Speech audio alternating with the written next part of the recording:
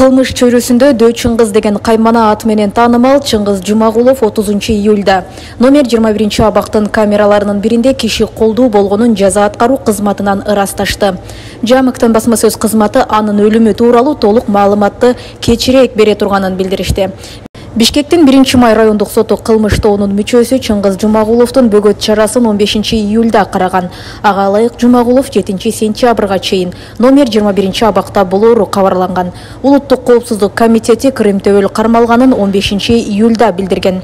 Ага чейин Бишкектин четиндеги Көк Жар айылында 8 июлда Жумагуловду кармоо малында ага ок тийгенин, бирок ал качып кетүүгө үлгүргөнүн айрым журналисттер жазып чыккан.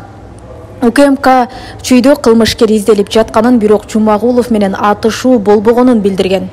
2016 жылы Жумагулов адам өлтүрүүгө катышуу, бийлик өкүлүнө күч колдонуу, кылмыштуу топ түзүү деген айыптар боюнча күнөөлөнүп абактан 2 жылдан кийин бошотулган. 2020 жылдын 11 апрелинде Бишкекте 2 адамды мыкаачылык менен тукмоктоп өлтүрүүгө шек саналып кармалган. Каза болгондордо шектүүлөрдө криминалдык топтордун мүчөлөрү экени аныкталган.